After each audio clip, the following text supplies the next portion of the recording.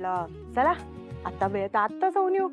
कसं आहे म्हणजे तुझ्या बरोबर आईस्क्रीम खाता येईल, हे सगळं सामान देता येईल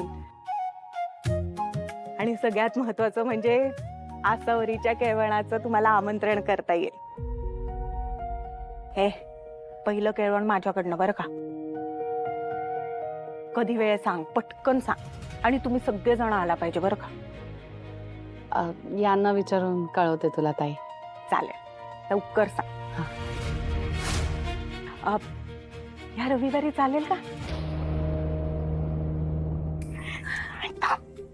मी आशूसाठी साडी घेतली.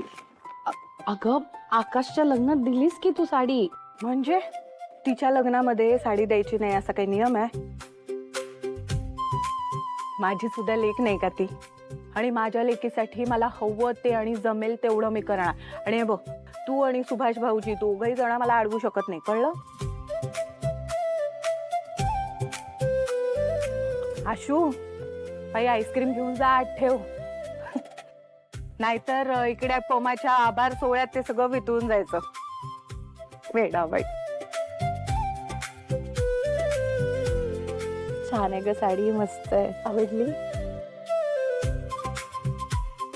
आमरस देऊ? नाही ग, खूप जेवण झालंय. साक्षीने केला होता स्वयंपाक, छान करते ग पोर. हो ना. तुम्हाला केळवणासाठी काय पाहिजे सांग ना. बायच्या आवडीचं काय पण चालेल. बर. आणि बांदेकरांना पण बोलवायचं का ग? नको ताई, लग्नाच्या आधी आपण बाय सोबतच जेऊया, मग नंतर त्यांना बोलवता येईल ना. बरोबर आहे, आता नकोच. पमा, मला एक गोष्ट बोलायची होती बघ. साक्षीच्या आईचा फोन आला होता. म्हणजे समायरा आणि गौतमचं लग्न, म्हणजे एंगेजमेंट कधी करायची असं विचारत होते. अगं बाई, आता समायराला आवडतो ग तो, त्याच्यावरनं घरात हे वाद. तसं आकाश आणि साक्षी म्हणाले की समायरा अजून लहान आहे आपली, ती हट्टच धरून बसलीये. आणि ह्यांना तर अजिबात आवडत नाही तिच्या विरुद्ध काही बोललेलं. मला काही सुचेना असं झालं बघ, काय करू?